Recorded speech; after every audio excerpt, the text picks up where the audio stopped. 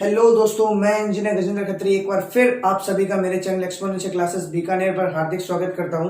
दोस्तों, जैसा कि हमने पिछली क्लास के अंदर पढ़ा था, जो प्लासी का युद्ध जो टॉपिक अपन पढ़ रहे थे, उसके जो इतिहास था कि कैसे प्लासी का युद्ध शुरू हुआ, कैसे प्लासी का युद्ध की जो इतिहास के जो अंग्रेजों की एंट्री हुई भारत के अंदर और प्लासी के युद्ध तक बात पहुंची। तो वो जो हमने पढ़ा था कि 1605 के जो जहांगीर के जब अकबर की मृत्यु हो जाती है तो शासन होता है जहांगीर के पास, और जहांगीर के समय जो बंगाल का नवाब होता है शाह शुजा, वो शाह शुजा क्या कर देता है कि उसके कोई महिला होती है, मतलब उनके शाही घराने की जो महिला होती है, उस महिला का जो एक डॉक्टर बॉटन नामक चिकित्सक होता है वो इलाज करता है और वो शाह शुजा का विश्वास जीत लेता है।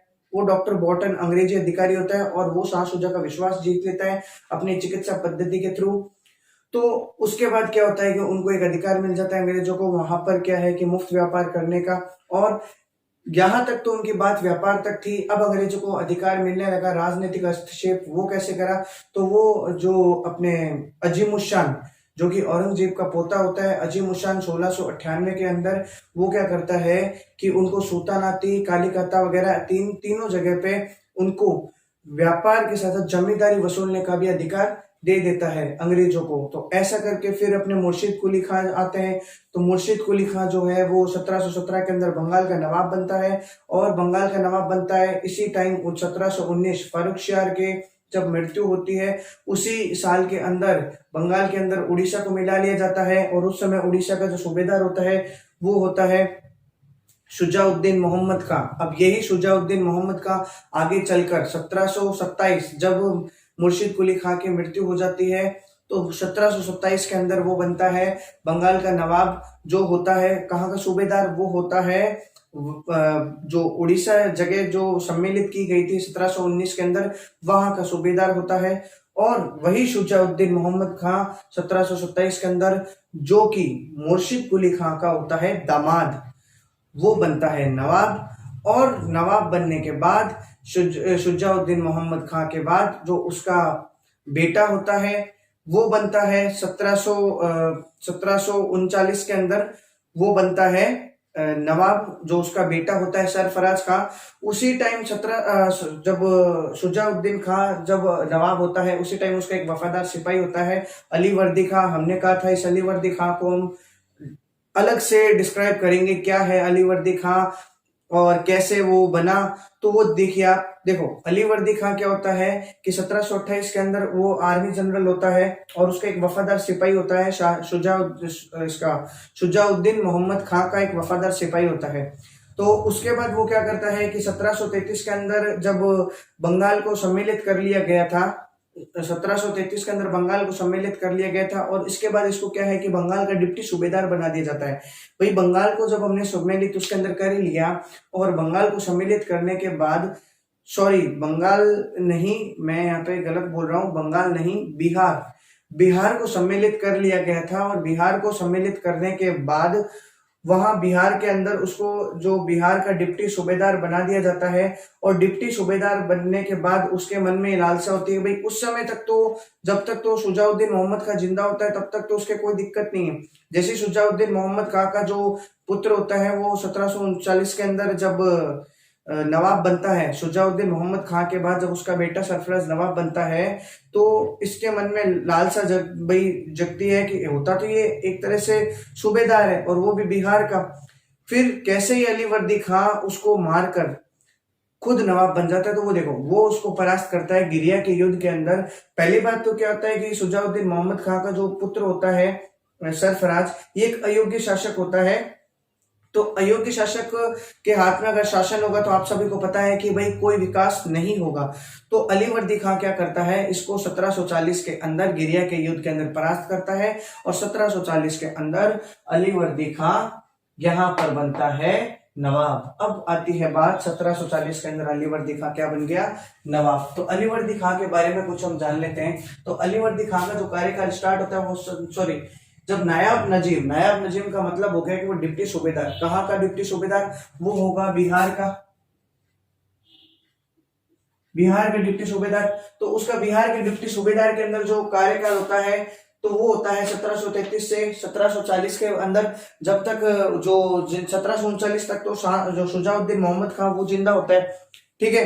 अब उसके बाद 1 साल उसका पुत्र है, उसको उसने मारा और 1740 में खुद गद्दी पे बैठ गया। अब 1740 के अंदर गद्दी पे जैसे ही बैठा तो उस समय जो शासक होता है, मुगल शासक, वो होता है मोहम्मद शाह रंगीला, जिसको रंगीला बादशाह के नाम से भी जानते हैं। तो मोहम्मद शाह रंगीला क्या उस समय क्या करता है कि भाई अगर ये अलीवर्दी तो धोखे से बैठा, अब इसको भाई मुगलों की तरफ से अगर इसको भाई अपने जैसे कहते हैं ना कि गवर्नमेंट तरफ से अपने को हस्ताक्षर होकर एक परमानेंट लीगल मिल जाए, भाई ये खुद को लीगल नवाब बनाने के लिए क्या करता है, मोहम्मद शाह रंगीला को घूस देता है। और घूस कितने की देता है, वो देता है 2 करोड़ रुपए की। 2 करोड़ रुपए की वो उसको घूस इसलिए देता है ताकि मुगल शासक उसको क्या कर दे, नवाब घोषित कर दे।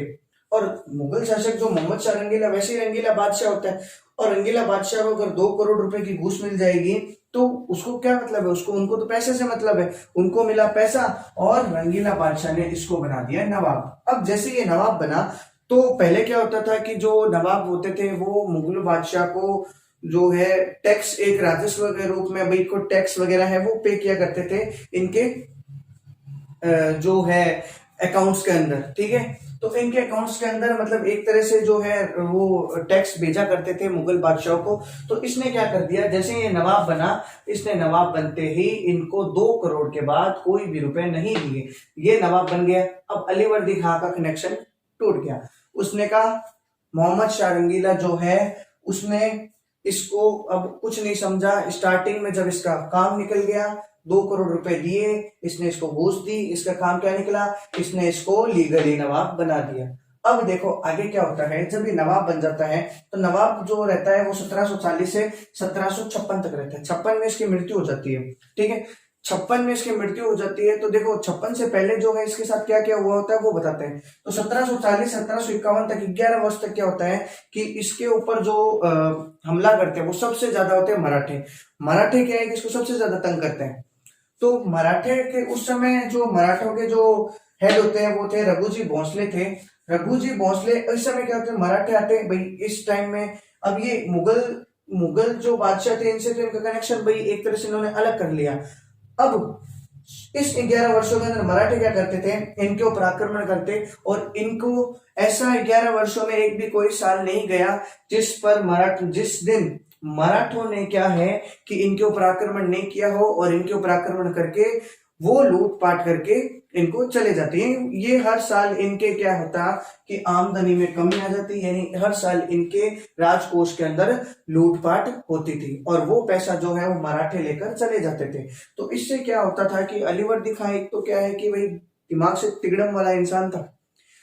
अलीवर्दी खां चाहता तो इनसे पहले भी संधि कर सकता था, वो लोग बाद में संधि करता है। वो क्यों करता है वो देखो, पहले वो चाहता था कि वो 11 वर्ष तक ये देख रहा था भैया हम क्या पता इनको हरा दे, पर जब इनको 11 वर्ष बाद पता चला कि मराठों से हम हार ही रहे हैं, हर साल हमारे राजकोष में घाटा हो रहा है, यानी मराठों से हमें कोई फायदा नहीं मिला, उल्टा मराठा हमें जो है लूट कर लेके जा रहे हैं, यानी मराठों से हम लड़ नहीं सकते।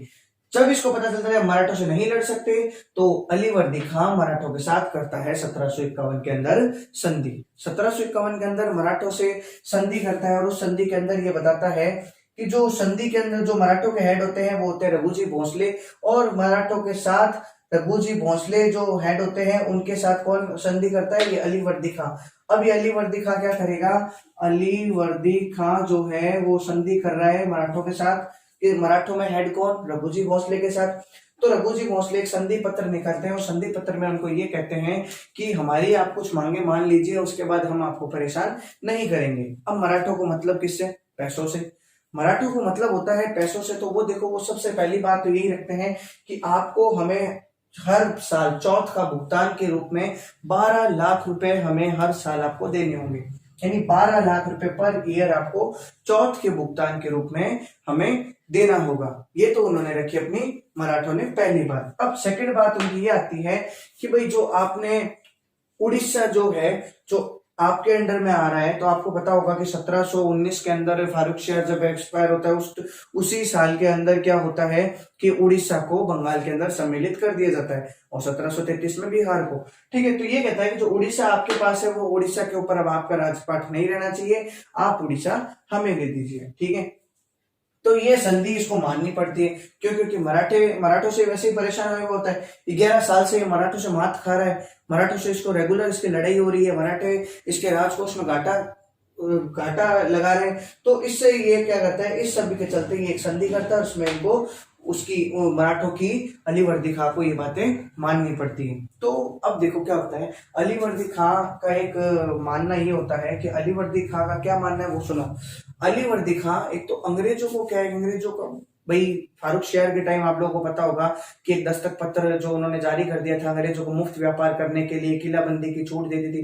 तो ये सबसे क्या है कि अलीवर्दी इसका जस्ट अपोजिट होता है।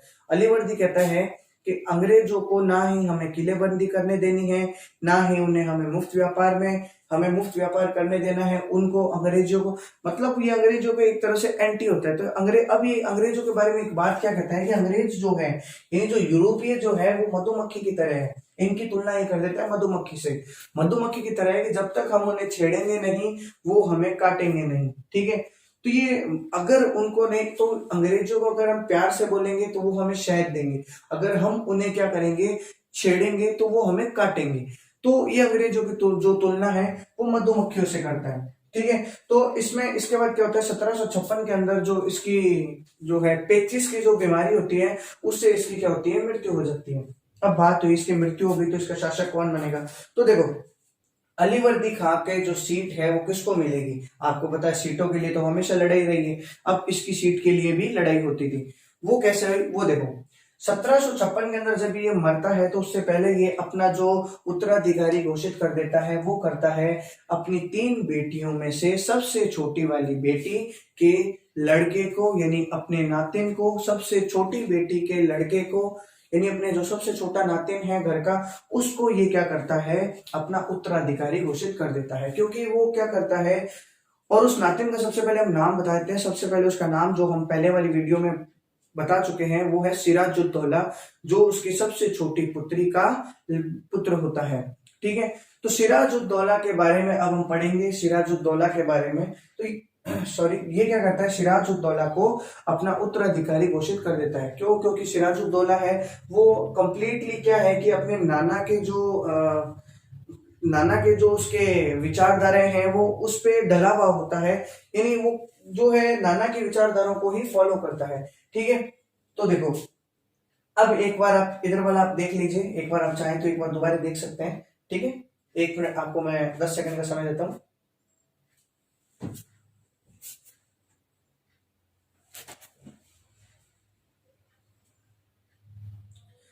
ठीक है, तो अब हमने जो बात की है वो बात की है सिराजुद्दौला की। सिराजुद्दौला देखो क्या करता है, देखो सिराजुद्दौला से पहले हम एक छोटी सी बात और करेंगे, वो है कि अलीवर्दी खां की पुत्रियां कितनी होती है, 3। अलीवर्दी खां की पुत्रियां कितनी होती है, अलीवर्दी खां के 3 पुत्रियां होती है। और अलीवर्दी खां मैंने पहले ही बताया वो तिगड़मबाज आदमी होता है, 1 नंबर का तिगड़मबाज इंसान होता है। तो वो देखो करता क्या है, तो वो अपनी तीनों पुत्री, जिसमें सबसे बड़ी पुत्री होती है उसकी घसीटी बेगम, फिर होती है मामूना बेगम, और 3rd नंबर पे होती है अमीना बेगम। ठीक है, 3rd नंबर वाली पुत्री जो अमीना बेगम है, इसी का जो बेटा होता है वो होता है सिराजुद्दौला। तो अमीना बेगम जो होती है उसका जो पुत्र सिराजुद्दौला, जो आगे चलकर क्या बनता है, यहाँ जो बंगाल का नवाब कहलाता है। अब देखो होता क्या है, घसीटी बेगम अब जो है ये अलीवर्दी खां अपनी तीनों पुत्रियों का विवाह 3 ऐसी जगह पे 3 ऐसे नवाबों से करता है जहां पर ये अब ये मैंने कहा कि ये तिगड़मबाज तो है, तो अब ये क्या चाहेगा कि अपना जो अधिकार है वो हर क्षेत्र में बना रहे। तो बंगाल के हर क्षेत्र में अधिकार बनाने के लिए वो अपनी 3 पुत्रियों का विवाह 3 ऐसे नवाब के साथ करता है जो बंगाल के अलग अलग स्थान पर होते हैं। तो देखो घसीटी बेगम का विवाह करता है ढाका, जो कि आपको पता है बांग्लादेश की राजधानी है। आज ढाका बांग्लादेश के अंदर आता है, उस समय वो बंगाल का पार्ट था। मामूना बेगम का करता है पूर्णिया, और अमीना बेगम का करता है पटना। तो वो तीनों जो राजकुमार हैं, घसीटी बेगम के राजकुमार ढाका के होते हैं, मामूना बेगम के पूर्णिया के, और अमीना बेगम के पटना के। जिन राजकुमार का हमें सिर्फ इनका नाम याद क्यों रखना है, क्योंकि सिराजुद्दौला से कनेक्शन है, क्योंकि सिराजुद्दौला के पिता हैं। तो यहाँ के जो अमीना बेगम के जो हस्बैंड होते हैं, यानी इनके जो पति होते हैं, वो होते हैं जैनुद्दीन, जो होते हैं पटना के नवाब होते हैं, और इन्हीं का जो लड़का होता है वो होता है सिराजुद्दौला। अब सिराजुद्दौला गद्दी पे बैठ गया तो बाकी दो को भी भाई ऐसा लगेगा कि भाई हमारी, इसके तो क्या है, कोई बच्चे हैं नहीं, इसके कोई बच्चे नहीं होते। इसके जो होते हैं वो एक लड़का होता है, वो उसका क्या नाम है, शौकत जंग। इसका जो लड़का है मामूना बेगम का, उस लड़के का नाम होता है शौकत जंग। तो देखो, जैसे ही सिराजुद्दौला बना उत्तराधिकारी, ये दोनों चिढ़ गए। इन्होंने कहा कि भाई हम के ऊपर से थोड़ी पड़े, हम भी तो आप ही के बच्चे हैं, ये भी तो अलीवर दिखा की बेटियां होती है, और ये भी तो चाहती है अपना उत्तराधिकार मांगना। तो देखो, इसमें होता है कि घसीटी बेगम के तो कोई पुत्र नहीं होता, तो घसीटी बेगम तो खुद चाहती है कि वो क्या बन जाए, बंगाल के नवाब बन जाए। और मामूना बेगम का जो पुत्र होता है, ये अपने पुत्र को बनाना चाहती है, किसको, शौकत जंग को। क्या होता है कि ये शौकत जंग को नवाब बनाना चाहती है। तो ये अब इतना सब कुछ हो गया, तो आपको पता है कि डेफिनेटली लड़ाई तो होनी ही है।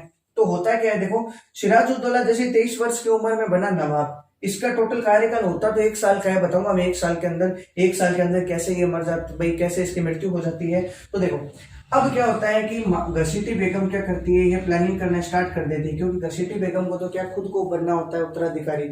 अब घसीटी बेगम खुद का उत्तराधिकारी बनती है, तो इसका जो साथ देते हैं उसके 2 दीवान होते हैं। दीवान आपको बताइए, मैंने बताया दीवान का वो वर्क होता है, जो राजस्व वसूली करने का जो वर्क है वो सिर्फ और सिर्फ दीवान का होता है। ठीक है, वो क्या करता है, राजकोष में एक तरह से जो टैक्स लिया गया वो पैसा जमा करता है। तो देखो, इसके 2 दीवान कौन होते हैं, राजवल्लभ और कृष्ण वल्लभ। ये सबसे खतरनाक आदमी होते हैं, इनको कोई मतलब नहीं है, ये सिर्फ घसीटी बेगम को अपने कैसे को कहते हैं ना कि चढ़ाने का वर्क करते हैं। भाई ये सिर्फ घसीटी बेगम को एक तरह से भड़का रहे थे, और ये कह रहे थे घसीटी बेगम को कि हम आपकी मदद करके हम आपको क्या, यहाँ सिराजुद्दौला को हराकर हम क्या बनाएंगे, आपको नवाब बनाएंगे। भाई एक तरह से वहां का उत्तराधिकार आपके हाथ में सौंप देंगे, भाई आपको वहां का उत्तराधिकारी बनाएंगे।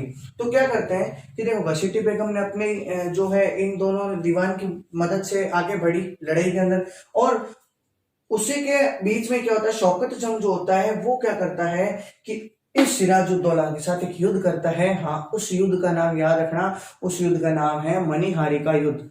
मणिहारी के युद्ध के अंदर सिराजुद्दौला 1756 के अंदर, किसके अंदर, 1756 के अंदर मणिहारी के युद्ध के अंदर सिराजुद्दौला शौकत जंग को परास्त कर देता है। यानी मणिहारी के युद्ध के अंदर सिराजुद्दौला शौकत जंग को परास्त कर देता है। और अभी कौन, ये एक तो गई, एक मौसी तो गई उत्तराधिकार मांगने वाली, क्योंकि उसका पुत्र अब मृत्यु को प्राप्त हो चुका है, तो अब इसका खेल खत्म।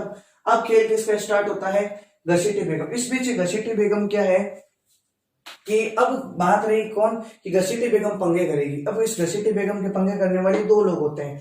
अब क्या करते हैं ये 2 लोग, एक गलती क्या कर देते हैं कि सिराजुद्दौला की ये लगी मौसी, तो ये अपनी मौसी को समझा बुझा कर क्या करता है कि उसको बात बताता है कि भाई जो आपके ये जो 2 लोग हैं, राजवल्लभ और कृष्ण वल्लभ, ये दोनों कौन, जो आपके दीवान हैं, वो आपको धोखा दे रहे हैं। ये घसीटी बेगम को बताता है कि भाई मौसी, आपके दोनों के दोनों दीवान आपको धोखा दे रहे हैं, और आपको धोखा दे रहे हैं। और वो क्या धोखा देते, तो वो देखो, वो क्या करते हैं, राजकोष के अंदर लूटपाट कर कर और चले जाते हैं अंग्रेजों के पास, और अंग्रेजों की शरण ले लेते हैं। तो वो उन्होंने क्या करा कि दोनों के दोनों दीवानों ने राजकोष में लूटपाट की और अंग्रेजों की शरण ले ली। इन सब के बारे में, इनके धोखेबाजी के बारे में ये सिराजुद्दौला घसीटी बेगम को बताता है, जिससे ये घसीटी बेगम का जो लड़ाई करने का जो मानस है वो भी धीरे धीरे खत्म हो जाता है कि भाई अब कौन बनेगा। अभी सिराजुद्दौला क्या है कि अपने नाना को फॉलो कर रहा है, और वो वैसे भी अंग्रेजों का दुश्मन है, और ये चले गए अंग्रेजों की शरण लेने। तो अब लड़ाई तो डेफिनेटली होनी थी। तो एक बार आप ये सेकंड स्टेप भी एक बार ढंग से देख लें, मैं आपको फिर थर्ड पार्ट बताता हूँ, तो इसको एक बार देखें आप।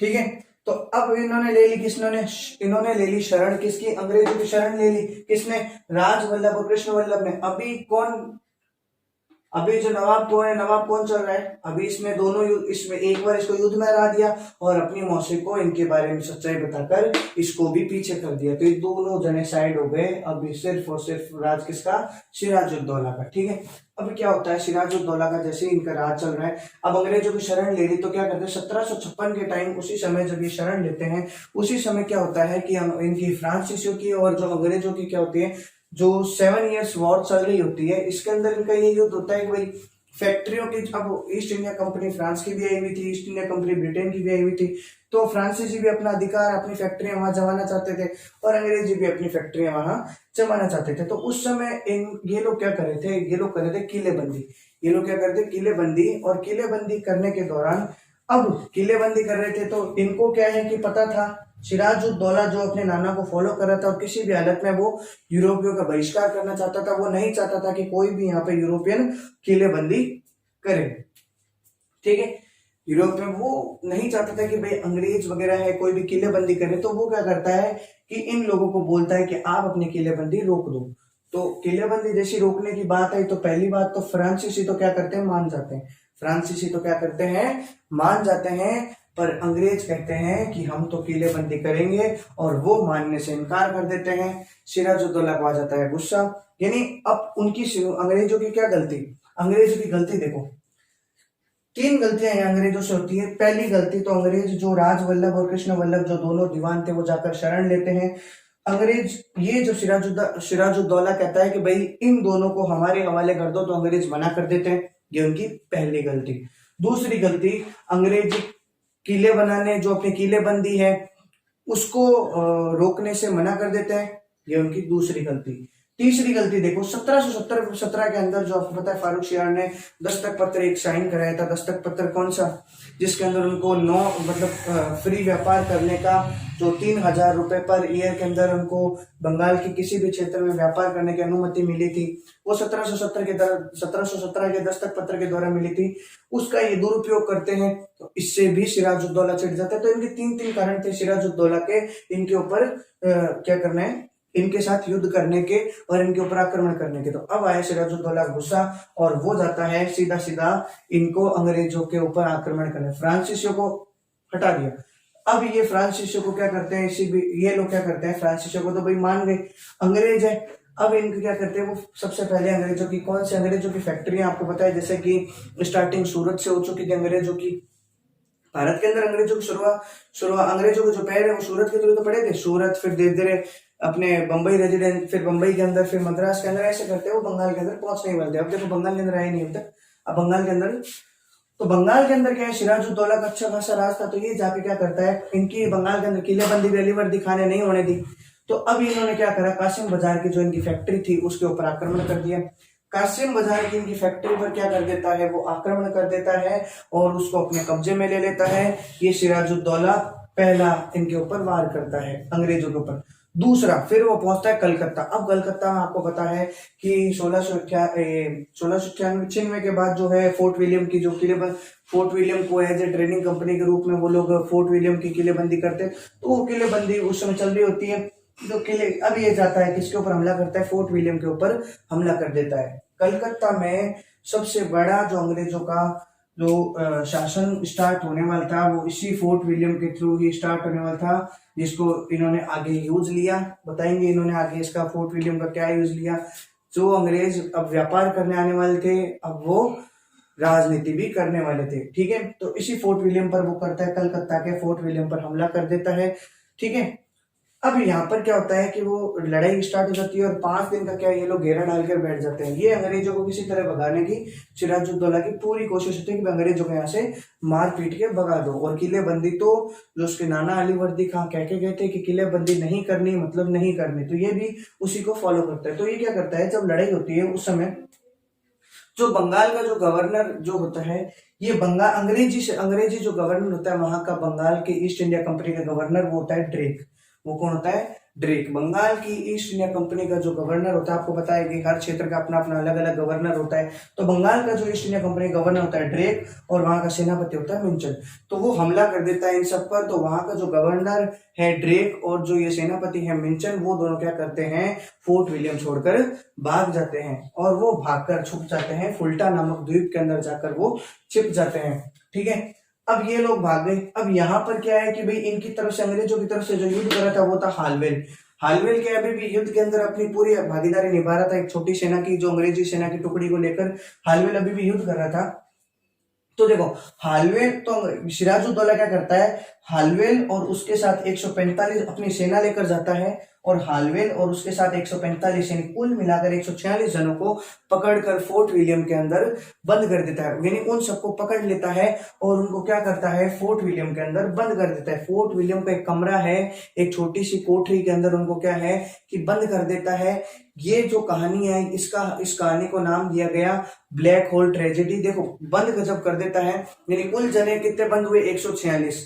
और जब अगले दिन वो कहता है भाई, अगले दिन जब बाहर निकलते हैं तो अगले दिन जब बाहर निकलते हैं तो 123 लोग तो क्या होते हैं, मरे हुए पाए जाते हैं, और जो बचे हुए 23 लोग हैं उनमें एक हालवेल खुद भी होता है, वो भी क्या है कि बाहर निकलता है। ऐसा हो सकता है कि यानी 123 लोगों की मृत्यु और 23 लोगों को जिंदा निकलना, ये सब आपको पता है ये आंकड़ा कहां से आता है। तो देखो हालवेल जो खुद जिंदा बाहर निकलता है, वो अपनी एक बुक लिखता है जिसका नाम है alive the wonder. Alive the wonder यानी हालवेल खुद उस कमरे का शिकार हुआ होता है जिसके अंदर 123 लोगों की मृत्यु हो जाती है और 23 लोग जिंदा निकल जाते हैं। यानी इन्होंने अपनी बुक के अंदर पूरी तरह से सिराजुद्दौला को बदनाम कर रखा है कि भाई सिराजुद्दौला ने 146 लोगों को पकड़कर उस कमरे में बंद कर दिया, हमारे साथ एक ब्लैक होल ट्रेजेडी हुई थी। अब इस ट्रेजेडी का अगर नाम पूछ ले तो उसका नाम बोला जाएगा ब्लैक होल ट्रेजेडी। इस नाम को जरूर याद रखना, ब्लैक होल ट्रेजेडी हुई थी, और इस ब्लैक होल ट्रेजेडी की वजह से सिराजुद्दौला ने हम सभी को बंद कर दिया, जिसमें हमारे अंग्रेज जो है बच्चों समेत, बच्चे बड़े समेत 123 लोग मारे गए और 23 लोग जिंदा निकले। उनमें से मैं एक खुद हूं, और वो खुद कौन होता है, हालवेल होता है। तो ये थी आपके ब्लैक होल ट्रेजेडी तक की जो कहानी। एक बार आप ब्लैक होल ट्रेजेडी तक का जो कंप्लीट है इसका आप स्क्रीनशॉट ले लें। उसके बाद मैं आपको बताऊंगा कि अब ये जो खबर है वो मद्रास कैसे पहुंचती है। इसके बाद ये जो खबर होती है ये मद्रास पहुंचती है, और कैसे रॉबर्ट क्लाइव जो होता है सिराजुद्दौला पर आक्रमण करता है और प्लासी के युद्ध में हराता है। तो एक बार आप इसका स्क्रीनशॉट ले लें, फिर मैं आपको बताता हूं क्या होता है। तो अभी हमने जैसे देखा कि लास्ट जो अभी हमने देखा है वो देखा है हमने ब्लैक होल की जो घटना हुई थी, जिसके अंदर सिराजुद्दौला ने क्या करा कि जो अंग्रेजी जो हॉलवेल था और उसके साथ साथ जो अंग्रेज थे उनको क्या करा, 146 लोगों को कमरे में बंद कर दिया। और अगले दिन जब उसने अकॉर्डिंग टू हॉलवेल की जो बुक थी उसके अकॉर्डिंग तो ये पता चला कि उसने बताया कि जो 123 लोग हैं वो मारे गए थे और 23 लोग जिंदा बच के निकले थे, उसमें से एक खुद हॉलवेल था। ठीक है, तो ये हुई ब्लैक होल की घटना। जब ब्लैक होल की घटना की खबर जब मद्रास पहुंची, और क्योंकि आपको पता है उस समय मद्रास में भी अंग्रेजों का ईस्ट इंडिया कंपनी की फैक्ट्रियां थी, मद्रास के अंदर इससे भी बड़ी फैक्ट्री थी।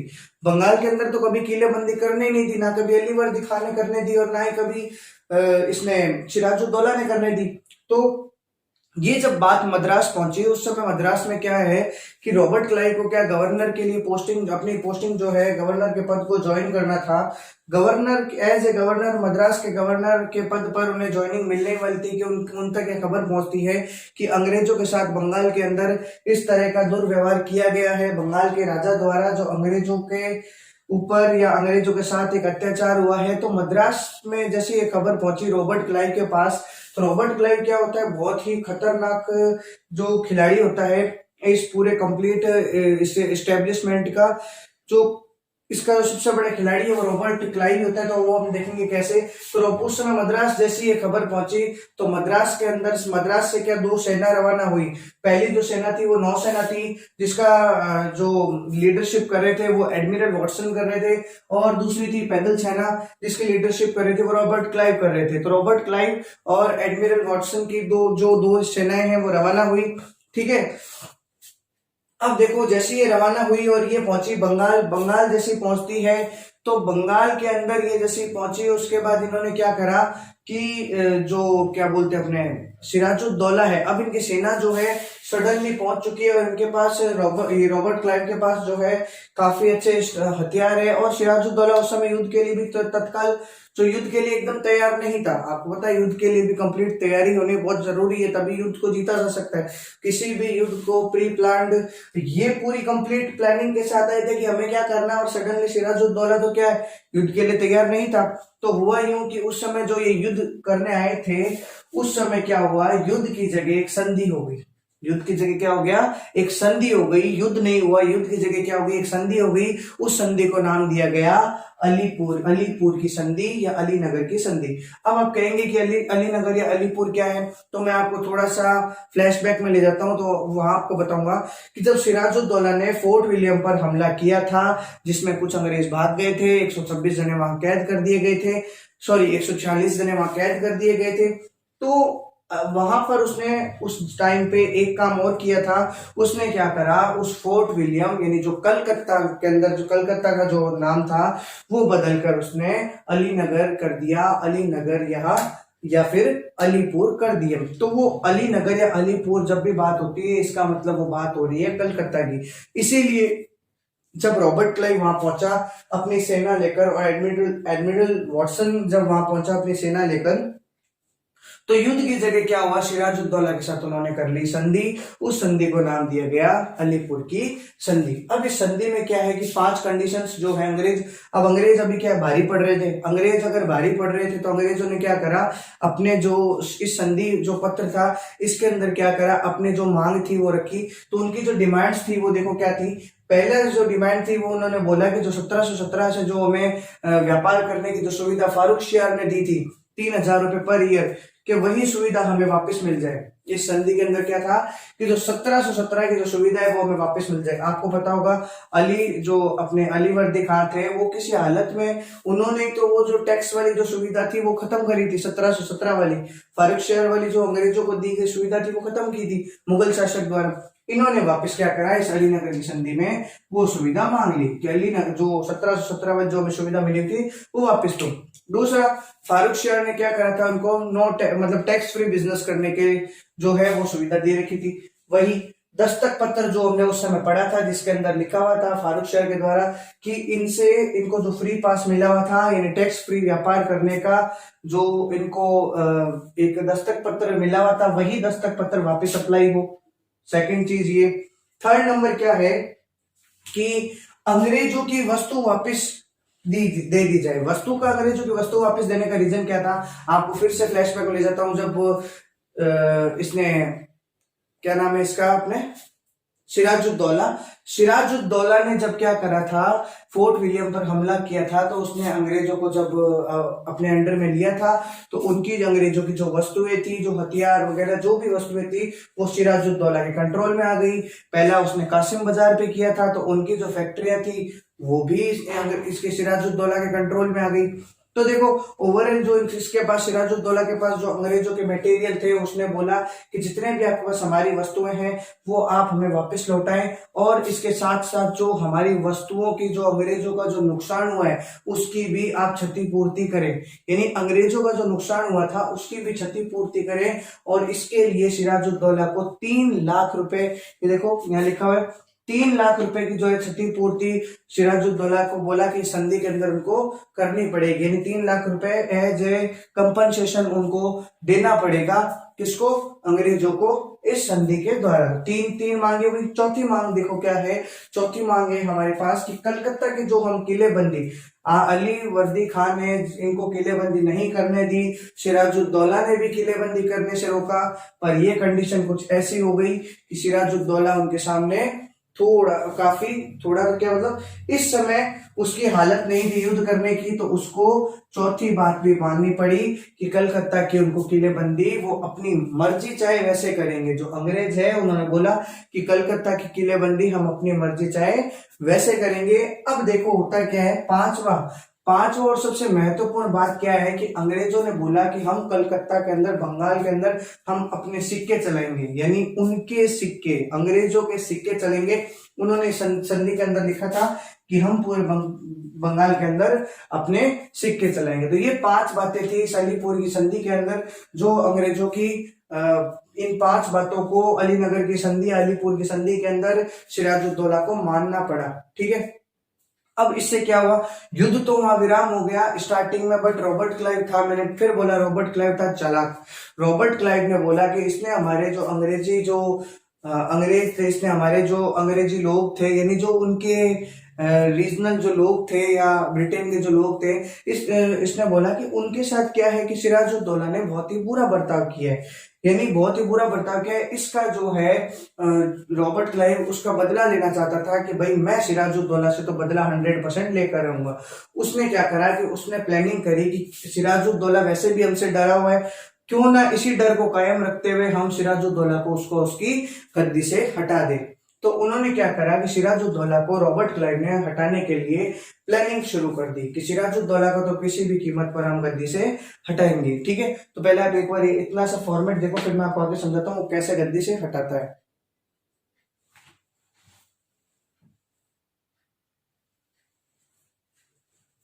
ठीक है, तो अब वो क्या करेगा कि इनको गद्दी से हटा रहा है। अब होता क्या है कि उस समय क्या होता है कि सिराजुद्दौला के, मैंने जैसे बताया स्टार्टिंग में तो घसीटी बेगम वगैरह जो उसके घर के ही दुश्मन होते हैं। अभी भी सिराजुद्दौला के धीरे धीरे 1 साल के अंदर इतने दुश्मन बन जाते हैं, देखना और दुश्मन कौन कौन से बनते हैं। सिराजुद्दौला के जो दुश्मन होते हैं वो 5 के, उसके जो खुद के ही वहीं के लोग उसके दुश्मन होते हैं। तो वो देखो, पहले नंबर पे उसका दुश्मन होता है मीर जाफर, यानी सिराजुद्दौला की काफी लोगों से रंजिश होती है। एक्चुअल में ये इसके दुश्मन के इसके विरोध में होते हैं। ठीक है, अब आपको पता है दुश्मन का दुश्मन दोस्त, इसी बात का अंग्रेज फायदा उठाते हैं। अंग्रेजों की एक ही नीति, फूट डालो राज करो, और वो क्या करते, दुश्मन का दुश्मन दोस्त वाली जो मैटर था उसको उठाते, यानी जो सिराजुद्दौला के दुश्मन थे उनको उसने दोस्त बनाया और सिराजुद्दौला को मारा। अब वो देखेंगे उनके जो दुश्मन थे वो कौन कौन थे। तो वो देखो, सिराजुद्दौला के 5 दुश्मन तो ये थे। पहले वाले दुश्मन जो घर के थे वो तो खत्म हो गए, बात खत्म हुई। जो उनकी मासी या मासी के जो लड़के जो दुश्मन थे वो बात खत्म हुई वहीं पे। अब जो दुश्मन है मीर जाफर, जो सिराजुद्दौला का सेनापति मीर जाफर पहला नंबर। दूसरा राय दुर्लभ, जो सिराजुद्दौला का सेना नायक था, सेना नायक जो है वो राय दुर्लभ वो था। तीसरा नंबर अमीर चंद, एक अमीर व्यापारी था, वो भी सिराजुद्दौला का दुश्मन था। ठीक है, चौथा नंबर जगत सेठ जो एक साहूकार था, और 5वां नंबर पे था मानिक चंद। ठीक है, तो ये सब क्या है सिराजुद्दौला के क्या थे, उसके एंटी में थे, यानी उसके विरोध के अंदर थे। तो ये सब सिराजुद्दौला के विरोध के अंदर थे। सबको क्या चाहिए, किसी को राजपाट और किसी को पैसा। ध्यान रखना, व्यापारी को सिर्फ पैसे से मतलब होता था। ठीक है, व्यापारी को अगर आप स्टार्टिंग में लालच दो तो उसको क्या चाहिएगा, व्यापार के लिए पैसा, और पैसे से होता है व्यापार। व्यापारी को सिर्फ पैसे से मतलब होता है। अंग्रेज भी जब आए थे उनको किससे मतलब था, पैसों से मतलब था। ये गलती किसकी थी, जब राजनीतिक हस्तक्षेप करने का अंग्रेजों को मौका दिया गया, किसके द्वारा, औरंगजेब के पोते द्वारा फर्स्ट टाइम जो उनको मौका दिया गया था जमींदारी में जो है वसूली करने का, उससे सारी बात बिगड़ती गई और वो राजनीति में एंट्री होते गई। वह तब हुई नहीं थी एंट्री, तब सिर्फ एक शुरुआत थी। एंट्री तो प्लासी के युद्ध के बाद हुई थी। अब देखो हुआ क्या था कि इस व्यापारी को अभी तक सिर्फ व्यापार से मतलब था। वो व्यापारी कौन था, अमीर चंद। देखना करते क्या है ये सब लोग, तो ढंग से जहां जहां मैं जो जो चीज समझा रहा हूँ वो देखते रहना। तो देखो होता क्या है, ये रॉबर्ट क्लाइव जो है एक प्लानिंग करता है, वो कहता है कि भाई उसको पता चल जाता है कि भाई ये सब लोग इसका एंटी में, तो वो अमीर चंद को कहता है कि भाई मेरी जो है तो मीर जाफर से मीटिंग करा। अमीर चंद को कहता है मेरी मीर जाफर से मीटिंग करा। तो अमीर चंद के साथ, अमीर चंद भी एक व्यापारी ठहरा, वो फोकट के अंदर तो कोई काम करने वाला है नहीं, वो भी किसी ने इस चीज के लिए वो क्या लेगा, पैसे लेगा। पैसे तो वो इस चीज के लिए डेफिनेटली लेगा। तो उसके अंदर देखो वो जब पैसा लेता है तो पैसे के नाम पे वो करता क्या है, तो इसका जो मुंह खुलता है वो सबसे बड़ा मुंह खुलता है रॉबर्ट क्लाइव के सामने। तो देखना लालच बुरी बला है, वो कैसे नुकसान करती है इसको। तो ये चीज देखो, इसकी जो डिमांड्स होती है वो होती है कि 30 लाख रुपए। तो उसने बोला कि मैं इस काम के लिए, सबसे पहले तो उसने बोला मैं 30 लाख रुपए लूंगा। पहले बात तो वो कहता है कौन, ये अमीर चंद जो अमीर व्यापारी कहता है मैं पहली बात तो मैं 30 लाख रुपए लूंगा। और दूसरी डिमांड खतरनाक, और भी खतरनाक, वो कहता है कि जो राजा का जो तो कंप्लीट धन है, यानी जो नवाब का जो कंप्लीट धन है उसका नवाब के खजाने का मैं 50% हिस्सा मैं लूंगा। रॉबर्ट क्लाइव ने बोला बेटा तेरे को क्या कि हम लोग यहाँ क्या फिर मक्खियां मारने हैं, 50% तो क्या मैं ऐसे ले लूंगा, 30 लाख मैं अलग से लूंगा, क्यों रे? कि ठीक है तू मेरी मीटिंग तो करा फिर तेरे को मैं बताता हूँ। तो रॉबर्ट क्लाइव ने एक बार के लिए बोला कि कोई दिक्कत नहीं, हम आपको 50% क्यों 100% दे देंगे, ठीक है। अमीर चंद भी अब होशियार, अमीर चंद ने कहा कि मैं वर्बली जो आपने मुंह से कह दिया मैं तो मानूंगा नहीं, कि मुंह से आपकी बोली हुई बात में क्या पता आप बाद में मुकर जाओ अपनी बातों से। तो अमीर चंद ने क्या करा कि रॉबर्ट क्लाइव के साथ एक संधि जो है, एक संधि पत्र हस्ताक्षर करने की उसने एक पत्र जो है उसके ऊपर ये पूरा कंप्लीट मैटर लिखवाया। अब ये पत्र जो है हस्ताक्षर कौन करता, तो वो देखो पत्र का जो हस्ताक्षर करने वाला था वो करने वाला था एडमिरल वॉटसन, क्योंकि जो पत्र कोई भी अगर आपके ओरिजिनल लीगल डॉक्यूमेंट बनवाते तो उसका जो भी साइन वगैरह करना था वो इस एडमिरल वॉटसन को करना था। तो देखो ये व्यापारी ने क्या करा, इससे ये डिमांड रखी, रॉबर्ट क्लाइव ने माना। रॉबर्ट क्लाइव ने क्या करा, इसने बोला कि मैं जो है लीगली वर्क करूंगा, तो आप मुझे एक पत्र पे जो है संधि पत्र दो जिससे मैं मानूंगा कि आप अपनी बात पे बाद में अडिग रहेंगे। तो ये क्या करता है रॉबर्ट क्लाइव होशियार, ये बनवाता है 2 पत्र। देखो 2 एग्रीमेंट पत्र लेटर बनवाता है, पहला एग्रीमेंट लेटर होता है ओरिजिनल, दूसरा होता है डुप्लीकेट। अब इस बेवकूफ को पता नहीं कि कौन सा ओरिजिनल कौन सा डुप्लीकेट है, ये तो अंग्रेजों की तरफ से हुआ निकला हुआ पत्र था। तो देखो ओरिजिनल जो होता है वो सफेद रंग के कागज पे बनवाता है और डुप्लीकेट जो होता है वो लाल रंग के कागज पे बनवाता है। तो ये जो रॉबर्ट क्लाइव है वो होशियार निकलता है, उसने बनवा लिए कितने 2 पत्र, अमीर चंद को बेवकूफ बनाने के लिए 2 पत्र बनवा लिए। अब क्या होता है कि जब साइन करने की बारी होती है तो एडमिरल वॉटसन है वो कहता है कि मैं किसी भी हालत में डुप्लीकेट लेटर है जो लाल रंग के पत्र है उसके ऊपर साइन नहीं करूंगा, उसके ऊपर साइन नहीं करेगा। एडमिरल वॉटसन ने साफ कह दिया कि मैं तो साइन नहीं करने वाला। तो ये करता है ओरिजिनल पत्र पे साइन, यानी ओरिजिनल लेटर पे साइन, और डुप्लीकेट पे कौन करता है, जो लाल रंग का पत्र होता है उसके ऊपर रॉबर्ट क्लाइव जो है एडमिरल वॉटसन के नाम से सेम टू सेम उसका साइन कॉपी करता है। और लाल रंग का डुप्लीकेट पत्र किसको मिलता है, ये लो ये डुप्लीकेट जो लेटर है वो किसके पास गया, अमीर चंद व्यापारी के पास गया। अमीर चंद व्यापारी को अब उसने एक तरह से भरोसा दिला दिया, एक एग्रीमेंट कर लिया, एक भरोसा मिल गया। अब अमीर चंद व्यापारी क्या करेगा, उसको मीटिंग फिक्स कराएगा किसके साथ, मीर जाफर के साथ। अब अमीर चंद व्यापारी गया मीटिंग फिक्स कराई किसके साथ, मीर जाफर के साथ, ठीक है। तो अभी अमीर चंद ने क्या कर दिया, मीर जाफर के साथ एक मीटिंग फिक्स करवा दी।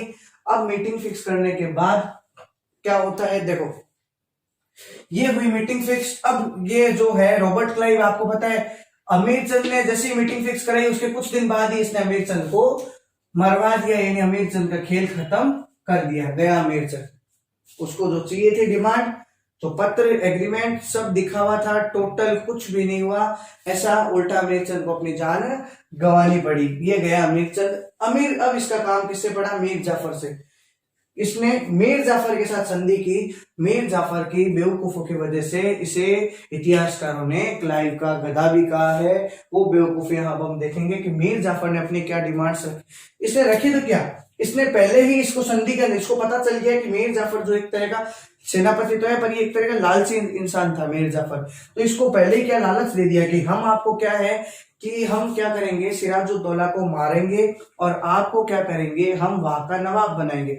नवाब वाली बात सुनते मीर जाफर का जो है वो सीना मतलब फूल गया, और मतलब खुशी से जो फूले नहीं समा रहा था। जैसे ही उसने उस संधि पत्र में नवाब की बात लिखी कि अगर सिराजुद्दौला मर जाता है तो हम आपको नवाब बनाएंगे। दूसरा, इस संधि पत्र में लिखा था मीर जाफर के साथ कि जो नियंत्रण होगा वो जो होगा किसके ऊपर, नियंत्रण जो बंगाल के ऊपर जो नियंत्रण होगा वो किसका होगा, कलकत्ता का, सॉरी ये रॉबर्ट क्लाइव का होगा, यानी अंग्रेजों का जो है वो नियंत्रण होगा।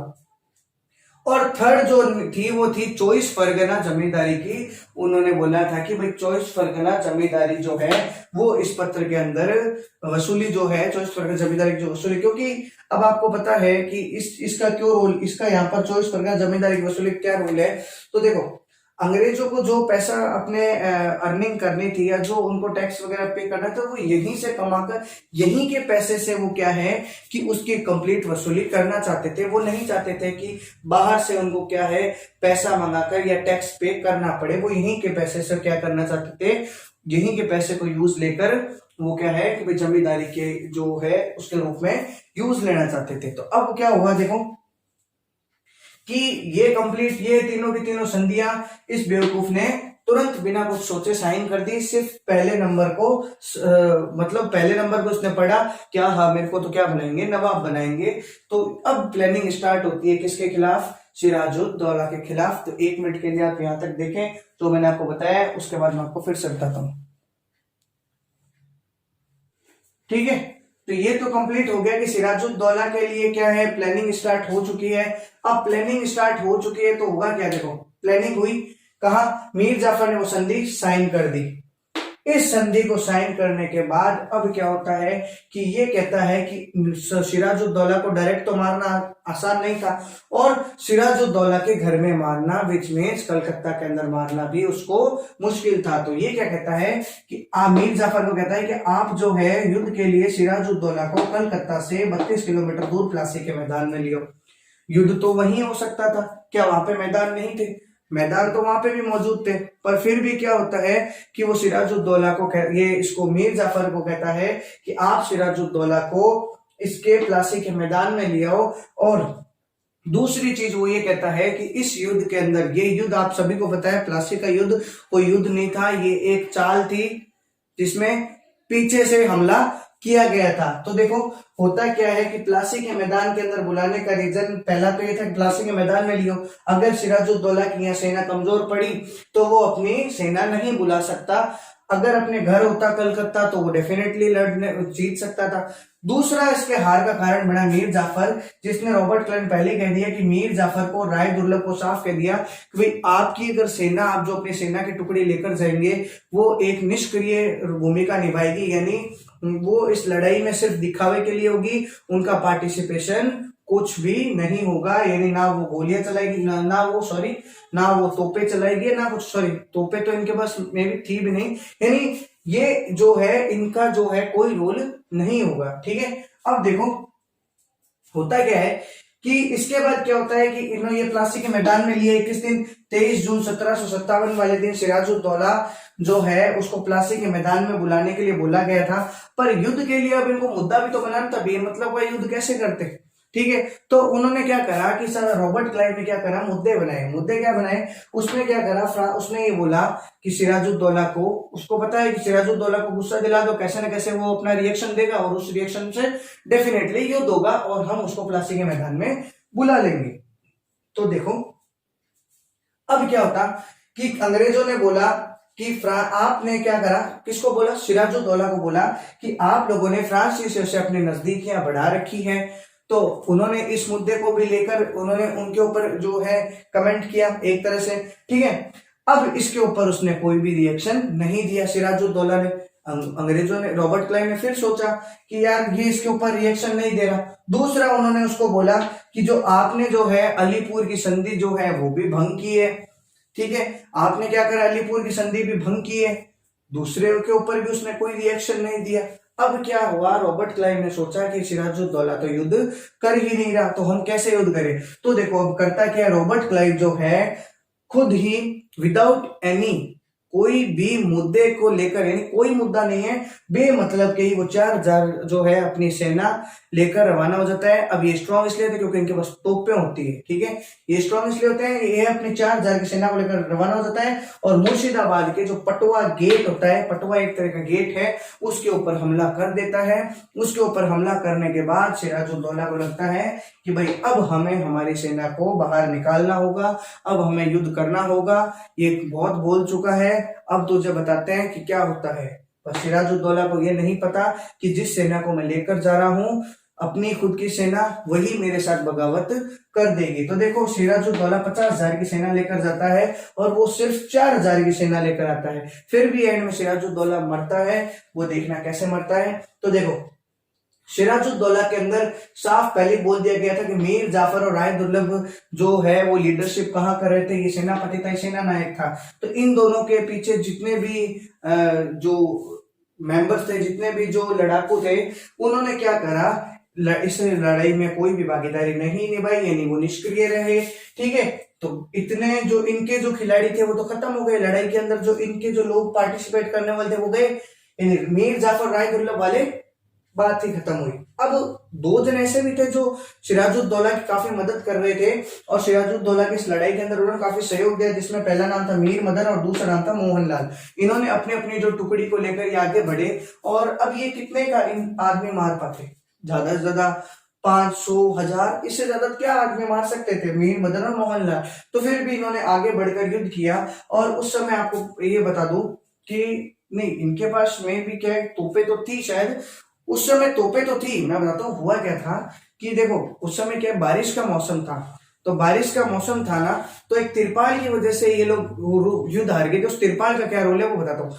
तोपे तो इनके पास, सिराजुद्दौला के पास भी तोपे थी और अंग्रेजों के रॉबर्ट क्लाइव के पास भी तोपे थी। हुआ क्या था देखो कि जब उस समय क्या हुआ था 11 बजे के आसपास के बारिश का मौसम हो गया था और बारिश का मौसम होने की वजह से जो सिराजुद्दौला के पास क्या तिरपाल नहीं था और अंग्रेजों के पास तिरपाल था। अंग्रेजों की तरफ से रॉबर्ट क्लाइव उन्होंने क्या करा, अपने बारूद के ऊपर तिरपाल रख दिया और सिराजुद्दौला ने का जो बारूद था वो गीला हो गया। दोनों तरफ से एक बार के लिए जंग रुक गई। तो उस समय मीर जाफर इसको सजेस्ट करता है, इसको सिराजुद्दौला को सजेस्ट करता है, क्या सजेशन देता है कि भाई युद्ध को एक बार क्या कर देना चाहिए, विराम कर दीजिए और हमें वहां से चलना चाहिए और कल जो है युद्ध जो है वो हमें नेक्स्ट डे करना चाहिए। मीर जाफर ने ये सब इसको वहां से निकालने के लिए करा, किसको, सिराजुद्दौला को, ताकि वो उसकी हत्या कर सके। तो अब सिराजुद्दौला और के पास तोपे है नहीं, उन्होंने वापस क्या, अंग्रेजों ने तोपे बरसानी स्टार्ट कर दी। उन्होंने सोचा कि भाई अगर जो है उनका बारूद कैसे गीला नहीं हुआ, तो उनके बारूद के ऊपर उन लोगों ने तिरपाल ढक दिया था और इनका जो बारूद था वो कंप्लीटली गीला हो चुका था, जिससे इनके पास जो है तोपों वाला साधन भी खत्म हो गया। तो अब इस समय जो इसके दो लोग लड़ रहे थे वो थे, उनमें से एक था मोहनलाल, एक था मीर मदन।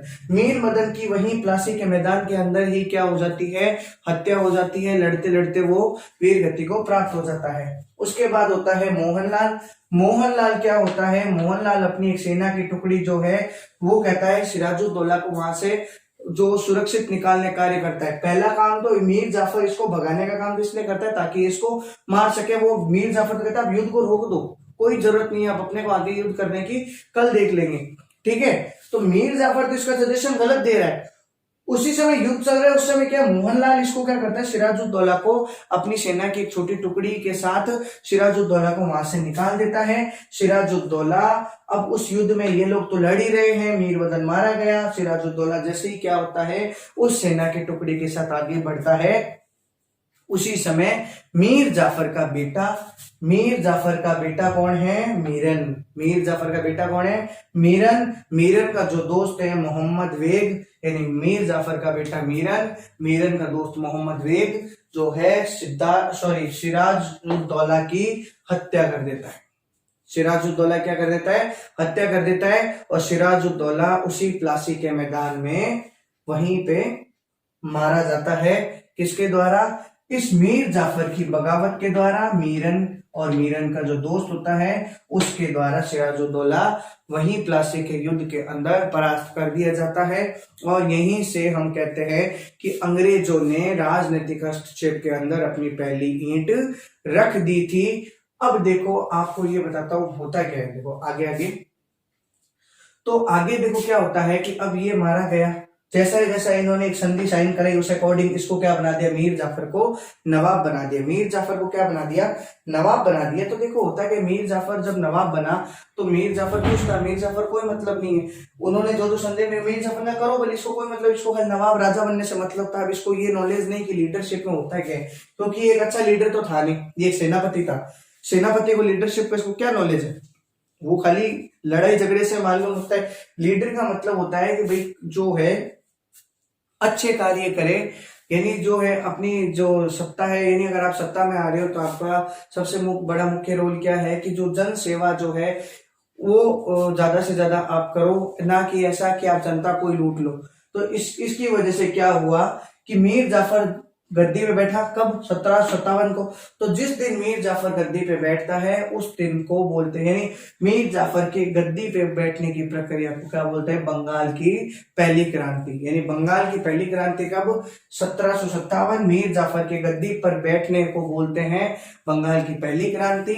और जैसे ही रॉबर्ट क्लाइव चला जाता है 1760 के अंदर, रॉबर्ट क्लाइव को ब्रिटेन वापस बुला लिया जाता है। उस समय जो अदर कार्यवाहक गवर्नर आता है वो मीर जाफर के लिए क्या करता है? वो उसको पता है कि मीर जाफर कोई काम नहीं करने वाला, ये एक अयोग्य शासक है, वो इसको क्या करता है? हटाने के लिए जो बाद में कार्यवाहक गवर्नर के बाद जो परमानेंट गवर्नर आता है वो उसको सिफारिश करता है कि आप मीर जाफर को हटा दीजिए। और 1960 के अंदर मीर जाफर हट जाता है, ठीक है। और मीर जाफर की जगह कौन बन जाता है? मीर कासिम। मीर कासिम के बारे में हम आगे पढ़ेंगे, ठीक है। यहां तक कौन हुआ? 1960 के अंदर मीर जाफर गया और मीर जाफर जाते ही कौन बन गया? मीर कासिम बन गया। यानी जो बंगाल की, और इसको गद्दी से हटाया जाना, इसको गद्दी से हटाया जाना, इस पर तो है गद्दी पर बैठना, यानी 1757 में जब बैठा तो इसको बोला बंगाल की पहली क्रांति, और जब इसे 1760 में हटाया गया तो इसे बोला बंगाल की द्वितीय क्रांति, यानी बंगाल की सेकंड क्रांति। जब इसको गद्दी से हटाया गया तो इसे बोला गया बंगाल की द्वितीय क्रांति। बस, ठीक है। तो ये है हमारे पास बंगाल की द्वितीय क्रांति और बंगाल की पहली क्रांति। जब मीर जाफर बैठा गद्दी पे, और मीर जाफर भी कई योग्य शासक था, इसने क्या करा? 2 साल के अंदर अंदर राजकोष घाटे में ला दिया। अंग्रेज इससे लूटते गए और ये अंग्रेजों को देता गया। इस चक्कर में 2 साल के अंदर अंदर मीर जाफर ने अपने राजकोष को घाटे में लाकर खड़ा कर दिया, ठीक है। और जब इसके बारे में जो नया गवर्नर आया उनको सिफारिश की गई कार्यवाहक गवर्नर के द्वारा, तो मीर जाफर को हटाया गया और मीर कासिम को वहां पर जो है नवाब बना दिया गया। मीर कासिम काफी अच्छा व्यक्ति था, इसने जो है काफी अच्छे काम किए थे बंगाल के लिए। एज अपने जो नवाब था, नवाब होने के इसने पूरे फर्ज जो है बखूबी निभाए थे। और मीर कासिम ने क्या करा कि धीरे धीरे क्या बंगाल पे अपना कंट्रोल करना स्टार्ट करा, और उसके साथ साथ ही क्या अंग्रेजों के ऊपर भी उसने कंट्रोल करना स्टार्ट कर दिया। ये बात मीर कासिम की क्या है कि अंग्रेजों को क्या है कि बुरी लगी कि भाई हमने तुझे बैठाया, उसको अयोग्य मानते हुए आपको वर्क करना है, आपको नवाब रहना है, बट हमारे अंग्रेजों के अंडर में आपको नवाब रहना है। मीर कासिम को ये बात कतई बर्दाश्त नहीं होती। वो अंग्रेजों के ऊपर भी शासन करना चाहता था। वो नहीं चाहता था कि अंग्रेज जो है यहाँ पर अपनी फैक्ट्रियां बनाए, या जो है अपने जो कार्य जो है फैक्ट्रियों के नाम पर यहाँ से राजस्व वगैरह वसूले, या अंग्रेजों के जो है वो अंग्रेजों को पूरी तरह से हटा, उनके विरोध में था, ठीक है। तो मीर कासिम की इस हरकत को देखकर वापस क्या किया जाता है, कुछ टाइम, मतलब मैं आपको आगे पढ़ाऊंगा कि मीर कासिम को हटाकर वापस मीर जाफर को गद्दी पे बैठाया जाता है, ताकि भाई कम से कम अंग्रेजों का काम तो अपने यहाँ पर निकलता रहे, बीच में नवाब कोई हस्तक्षेप ना करे, ठीक है। तो ये तो था हमारे पास कि कैसे प्लासी के युद्ध के अंदर सिराजुद्दौला को हटा दिया जाता है, और कैसे अंग्रेज जो है अपना पहला जो ईंट है जिसे बोलते हैं, जो स्टार्टिंग जो है हो जाती है किसकी? राजनीतिक हस्तक्षेप के अंदर। यानी अब जो है भारत का गुलाम बनना जो है स्टार्ट, अंग्रेजों के द्वारा भारत का गुलामी स्टार्ट होने ही वाली थी। कहां से? यहां से स्टार्ट होने वाली थी, क्या हो चुकी थी? कहां से? 1757 से, प्लासी के युद्ध से। तो इस वीडियो के अंदर हमने प्लासी के युद्ध की समाप्ति करी है। नेक्स्ट हम पढ़ेंगे 1773 का जो रेगुलेटिंग एक्ट है, कि इनके काले धंधों की वजह से, किनके ईस्ट इंडिया कंपनी के जो काले धंधे, क्योंकि 1726 में आप लोगों को मैं चार्टर पढ़ाया था 1726 का, उसके अंदर ये भी बताया था कि अंग्रेजों के द्वारा क्या होने लग गया कि जो इनको 1726 के थ्रू अंग्रेजों को क्या, ईस्ट इंडिया कंपनी के जो एक गवर्नर थे, इन सभी को एक छूट मिल गई थी कि आप लोग क्या है कि खुद ही अपना लॉ बना सकते हैं, खुद ही अपने जो नियम वगैरह बना रहे उसके ऊपर आप साइन कर सकते हैं। तो इन लोगों ने आसपास क्या है लूटना स्टार्ट कर दिया, जैसा कि आपने देखा कि रॉबर्ट क्लाइव ने करा कि इन लोगों ने धीरे धीरे के आसपास लूटना स्टार्ट कर दिया। इस पर ब्रिटिश गवर्नमेंट ने पहला कदम उठाया, रेगुलेटिंग एक्ट 1773 बनाया, उसके थ्रू इन सभी के ऊपर एक रेगुलेटर की तरह वर्क करा, इन सभी को अपने अंडर में लिया। किसके द्वारा उठाया गया कदम? पहला कदम था ये ब्रिटिश संसद द्वारा उठाया गया पहला कदम था, जिसको हम हमारी नेक्स्ट वीडियो 1773 के रेगुलेटिंग एक्ट के अंदर हम डिस्कस करेंगे। ठीक है, तो अगर आपको मेरी आज की वीडियो अच्छी लगी है तो आप मेरी वीडियो को लाइक, शेयर और सब्सक्राइब जरूर करें। ये आपके प्लासी का युद्ध सबसे महत्वपूर्ण युद्ध था। इसके बाद मैं आपको 1773 से पहले मैं आपको एक चीज और, 1773 से पहले इसके बाद एक बक्सर का युद्ध और आता है। मैं आपको बक्सर के युद्ध के बारे में भी बताऊंगा कि कैसे बक्सर का युद्ध हुआ। तो पहले मैं आपको बक्सर के युद्ध के बारे में बताऊंगा और फिर मैं आपको बताऊंगा 1773 के रेगुलेटिंग एक्ट के बारे में। तो हम इसके बाद हमारी नेक्स्ट वीडियो में डिस्कस करेंगे। हम बक्सर का युद्ध प्लस इसको रेगुलेटिंग को नहीं करेंगे, बक्सर के युद्ध को करेंगे और बक्सर के युद्ध के बाद हम करेंगे रेगुलेटिंग एक्ट 1773 को। ठीक है, तो अगर आपको मेरी वीडियो अच्छी लगी तो आप मेरी वीडियो को लाइक, शेयर और सब्सक्राइब जरूर करें। इसी के साथ मैं अपनी वाणी को विराम देता हूं। जय हिंद, जय भारत।